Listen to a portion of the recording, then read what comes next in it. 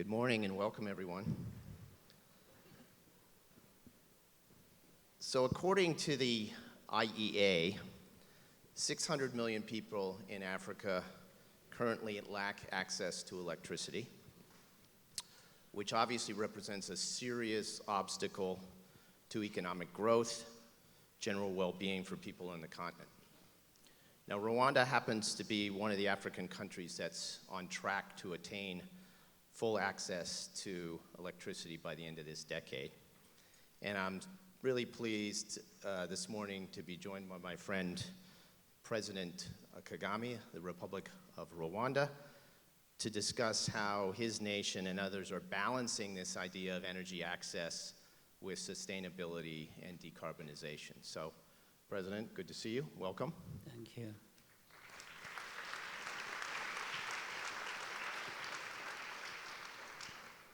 Maybe we can start just by sort of a more macro picture, because I think it's important to how Africa and Rwanda in particular sets up for energy access. But rising global interest rates, the financial markets have been turbulent, questions about international financial institutions. Can you talk a little bit about how you're feeling about the state of the global economy, but more specifically within Africa and Rwanda? How are things going? How does it feel economically? Well, thank you, Matt. I want to thank and commend Columbia Center on Global Energy Policy and yourself for inviting me to be here.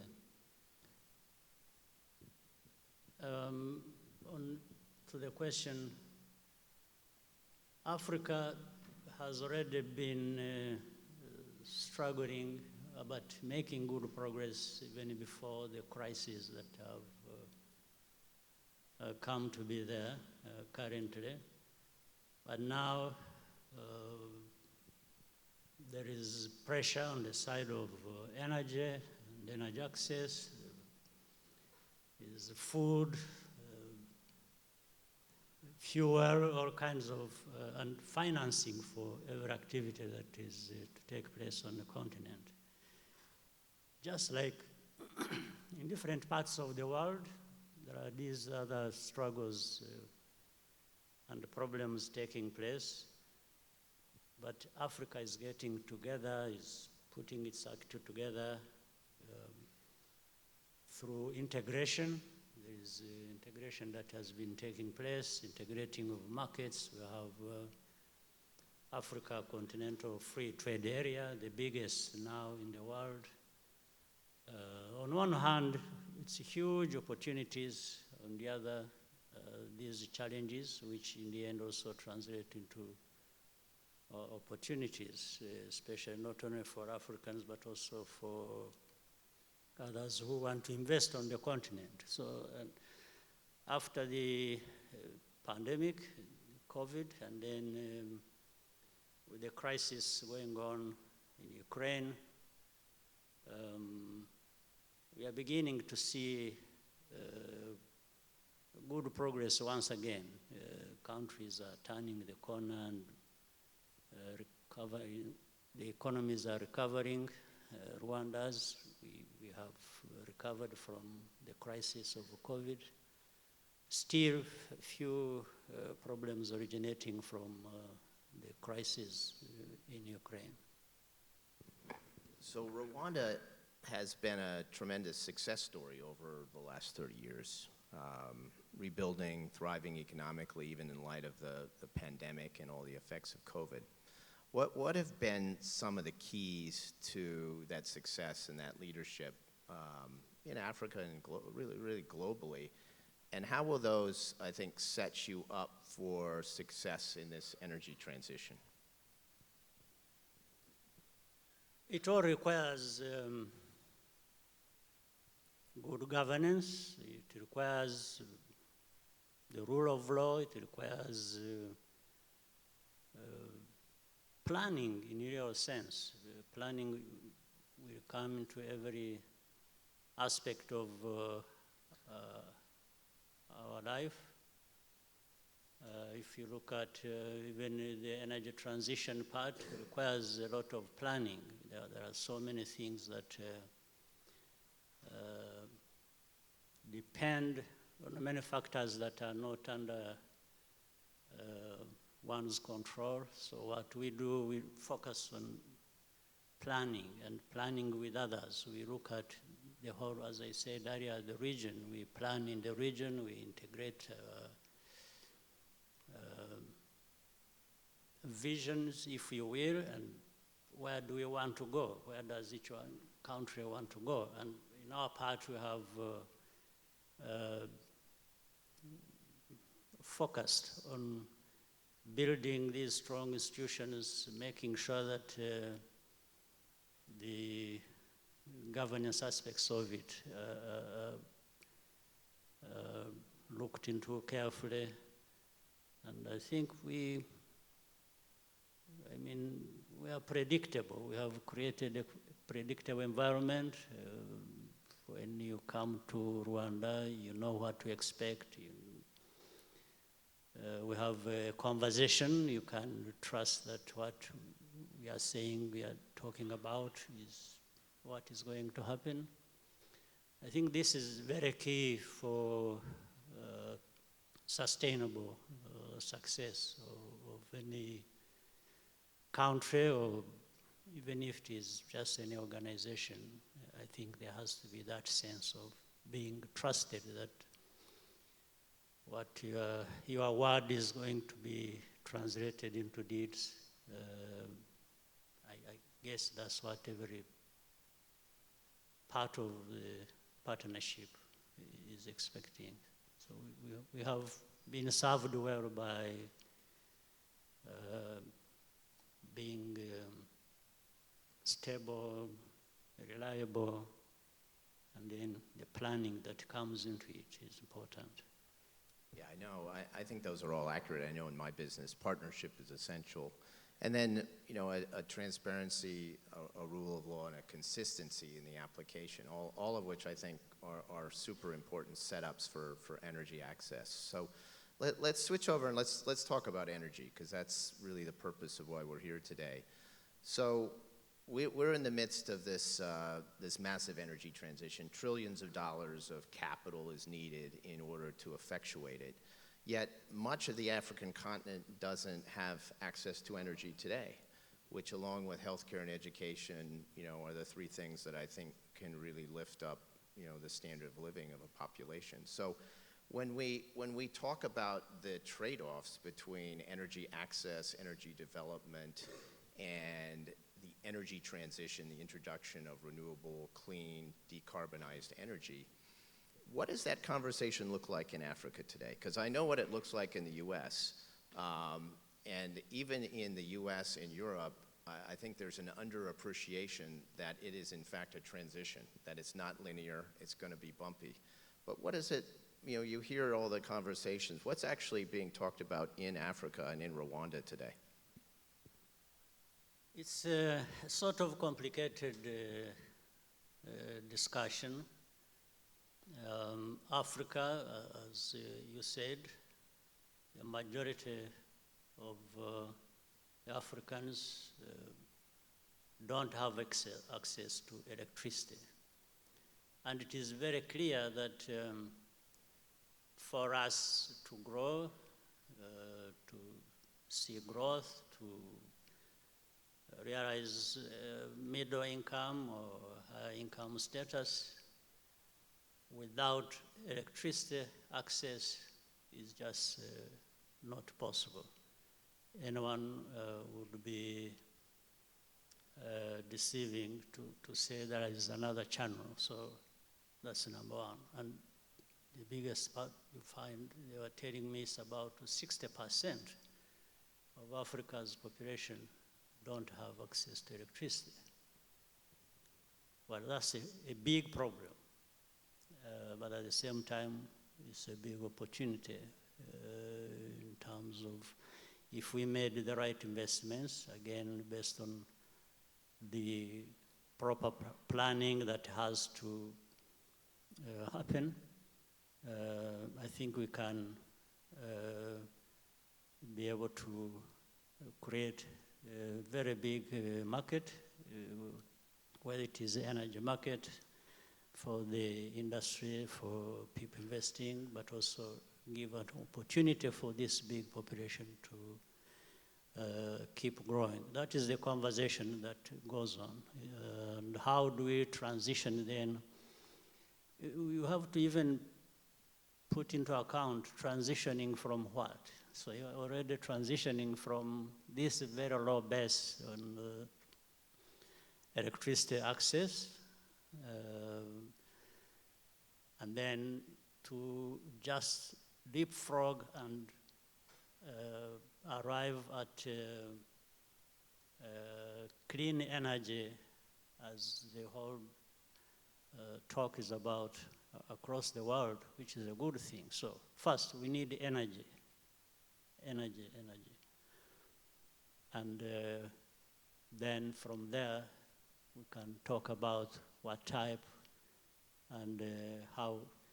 If we can have access to green energy, definitely this would be the best, but how do you get there realistically? So that's why I think there is talk of transition, and transition from a very low base on our continent, no access to electricity, so we have to first give.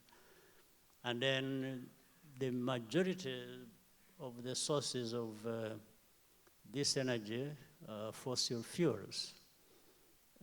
But some people don't even have access to these fossil fuels. It's a problem already.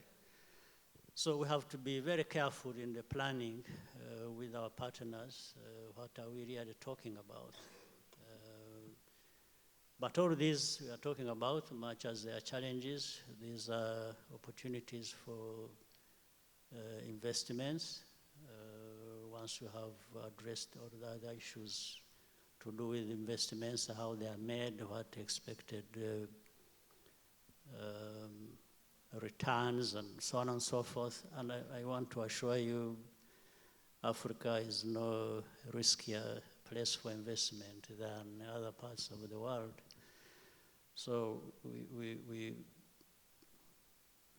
have a huge challenge, big opportunities, and we just need to plan how do we progress without causing even bigger problems for ourselves. You find the discussions that are out there every day, we all need to go the way of renewable sources of energy. That's fine, that's what we all want to achieve. But how do we get there when the rest of the world is still on fossil fuels, and Africa not even having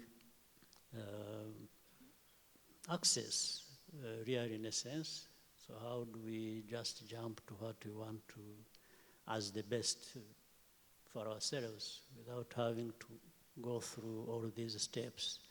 It's a challenging discussion. Nonetheless, the discussion we must have and find the best way out of. So there's a lot of places we could go with this, and I do want to come back to the financing piece and how to attract investment, but just a couple more threads on this question of how do we support energy access while at the same time trying to draw a path towards a clean energy future. I mean, the World Bank and other multilaterals have been pulling back from supporting hydrocarbon development in Africa. There's been a lot of pressure on Western oil companies to avoid developments in Africa.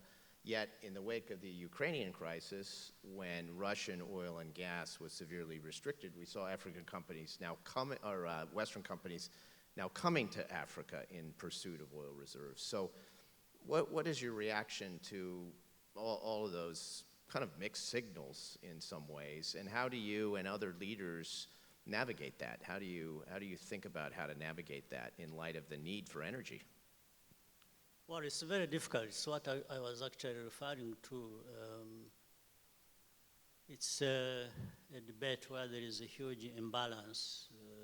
There are people with the possibilities, with the means, with the resources that we should be looking up to make these investments that will enable us develop our own resources and move forward with the rest of the world. And then there are these challenges. And let's start from the very facts of the fact that when you look at percentage of global emissions that Africa is responsible for, is very small. That's about 3%. At the same time, there are these fossil fuels that are present on our continent that have been discovered that Africans want to exploit, and without stopping them from actually in the end going the way of clean energy and green energy in the end, but having to start from somewhere, and you can't start from there without these needed, so urgently needed investments. And as you rightly put it, countries on our continent that have discovered enormous resources of this kind, oil and gas in different parts of our continent, the investments in that had slowed down or more or less come to a halt because the demand was, no, we should stop taking this route and make different investments. All of a sudden, because of these crises, now people are rushing to these countries with these resources and saying, oh, let's make the investments. So which shows that already there was a sort of double standard that was being applied in the whole debate. So in actual fact, people are going back to making these very investments they should have made in the first place, but at least as a way of starting the journey towards having clean energy sources. That debate continues everywhere. But Africa, above all, must really develop. And there's no way we're going to develop without energy, without electricity. But we still want to make it, want to look at and concentrate on the sustainability side of it. But we shall arrive there by addressing some of these challenges and these imbalances that are there in this discussion, and especially from. But on the side of Rwanda, for example, 44% of energy sources are renewable, and then we have the mix. We have other sources from peat to power. We have heavy fuels, but one is 19, another is %, another is. But at least the renewable side is much bigger, and it is increasing as we, in the energy mix, we want to keep increasing the investments and realizing the renewable energy sources as we decrease the carbon emissions that are coming from other types of sources. So this energy transition that is in process in Africa and elsewhere is going to require a lot of capital, public capital, private capital. What are you and other countries in the continent doing to encourage capital to come in to support this transition? And are you seeing interest? Are there things that are not happening that you wish were happening as we look to finance all of this infrastructure? Capital is being realized. You can see investments coming in, even in self-interest. Now, initially it was, don't do this because this is a way to do it. And now, as I said, because of the crisis, people are now saying, no, I think we should be interested in that. And by basing on their own interests, those who are making the investments, I think we are realizing our own interests as a continent with these natural resources that have to be exploited. So, but of course, investments will not just depend on the availability of resources alone. They also depend on the first thing I said earlier of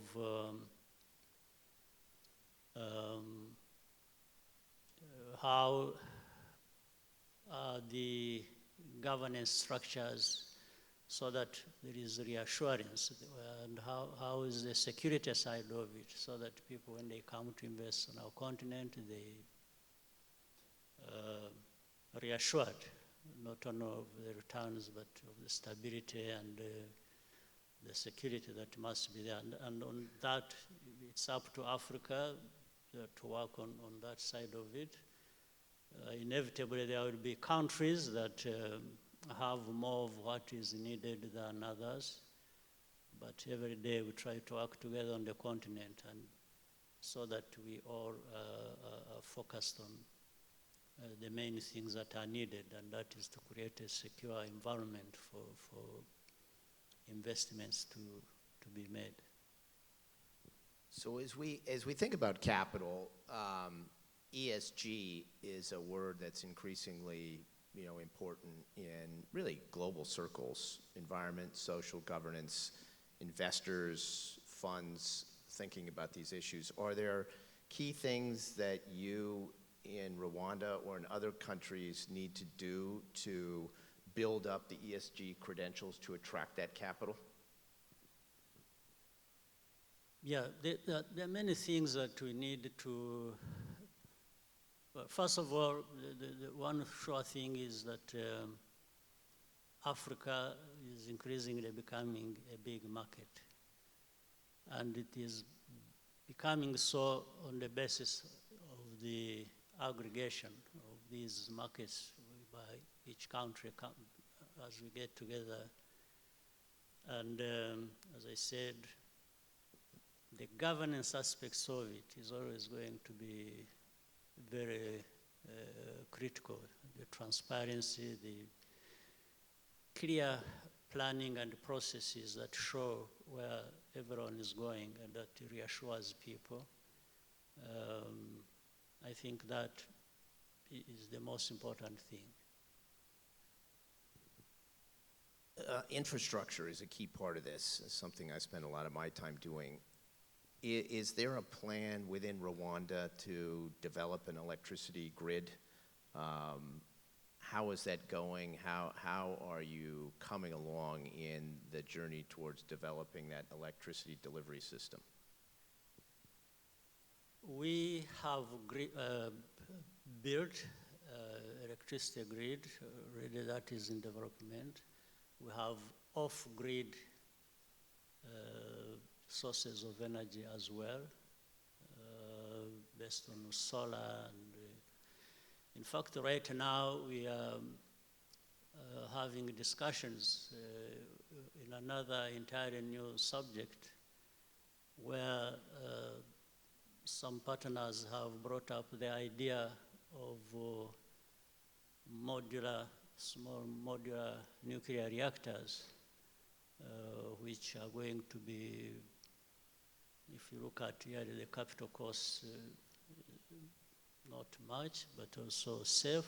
So there's safety, the cost being looked at.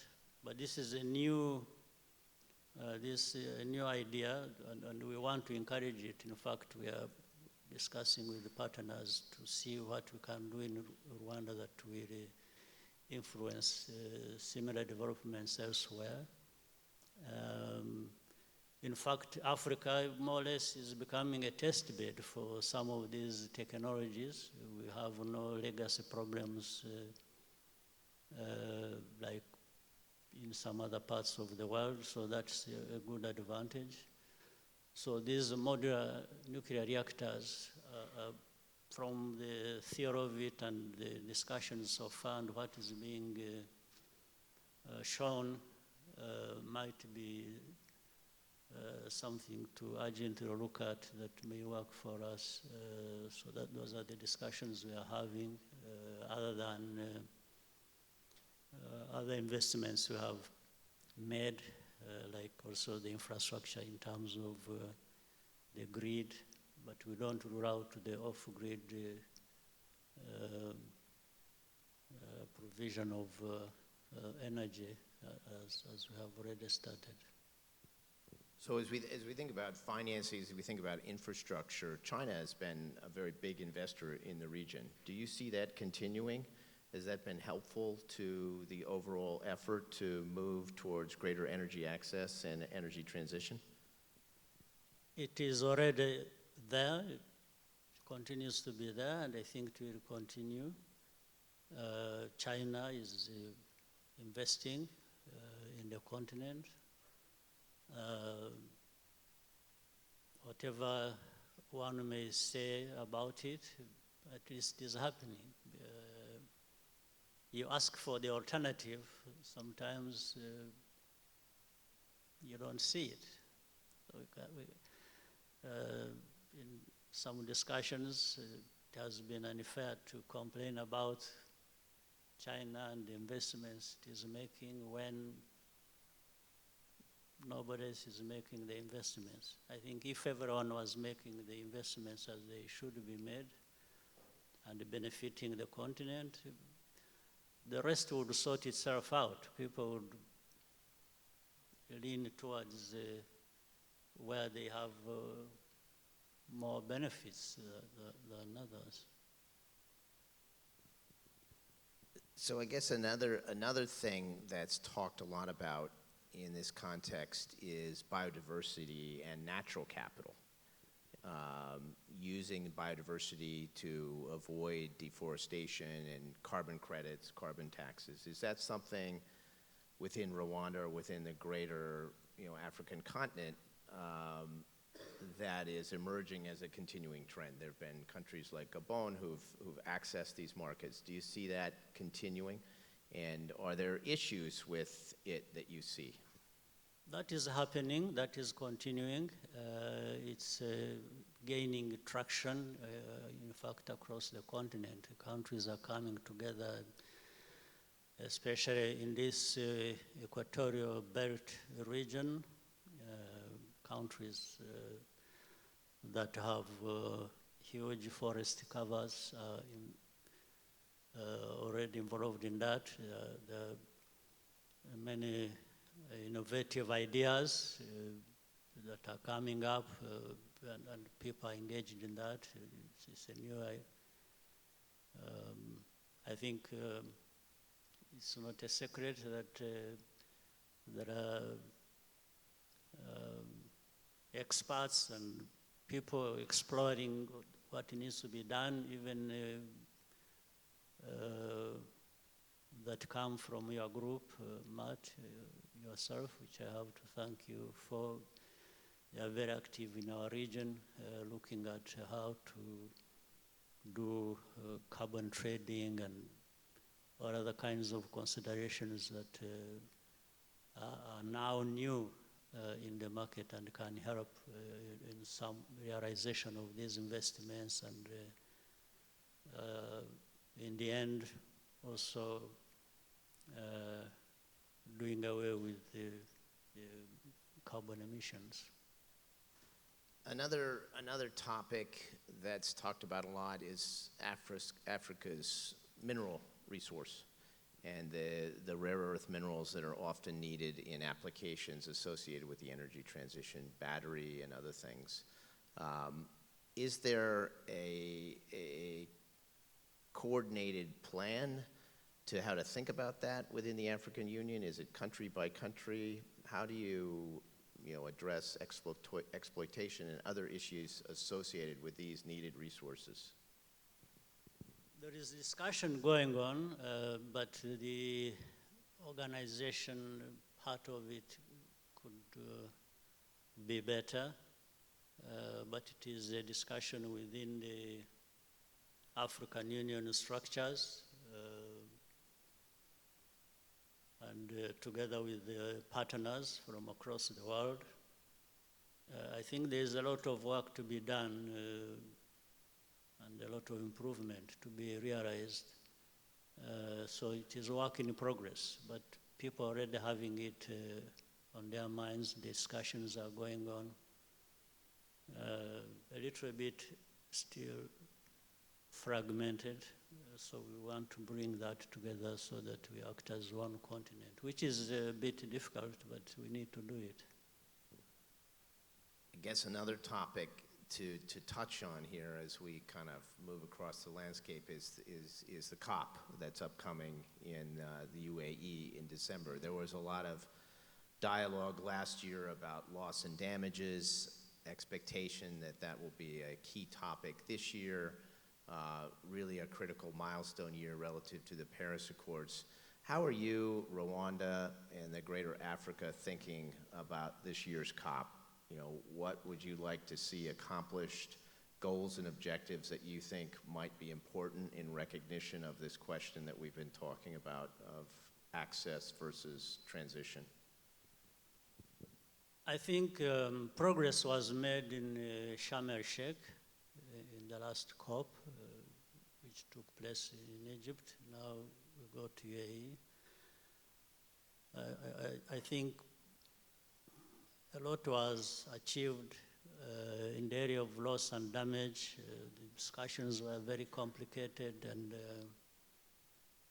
but nonetheless, progress was made. So there is a need for consolidation of that, and there is also a need for continued understanding the responsibility of everyone, starting with individual countries and then across countries that should work together. In terms of what each country's responsibility is, in fact, like for Rwanda, around that time in Sharm el-Sheikh, we were able to mobilize quite significant amounts of money.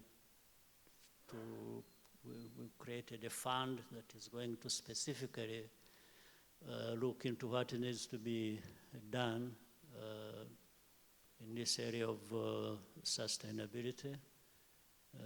So each country needs to look at that, and then working together, I think we need to consolidate that when we get to UAE next COP. And similarly, I think Rwanda was elected for the presidency of IRENA, the International Renewable Energy Agency. Do you, beginning in January, do you have specific objectives that you want to accomplish at a high level in that, in consideration of that appointment? Really, the main thing is to raise the debate, but more so the action. The ideas are already out there. We have heard so much input from the experts. Things are known what needs to be done. I think what remains mainly is the politics of it. How do we move around and find a way to get into action, to get results. I think this is the main thing for us. We want to emphasize we need to talk about things, and the right things for that matter, and based on the scientific evidence and expert advice that has already been made, but finally it has to be reflected in the results out of the actions we must take. I think that's the aim of Rwanda on its participation, to raise that sense of urgency all the time so that people don't just, we have COP 1, 2, up to 20 something, then we are into 100, then, but you don't see the results. I think that is the issue. So let me end with this question,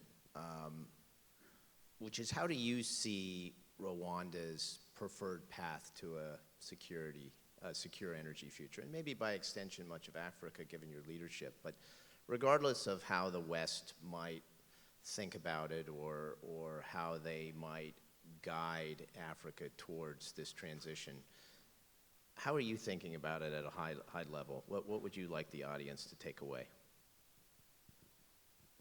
Well, it's more or less what I have just talked about. I think there is enough scientific evidence, information, real data that we need to base on to do certain things. What we cannot get the desired results if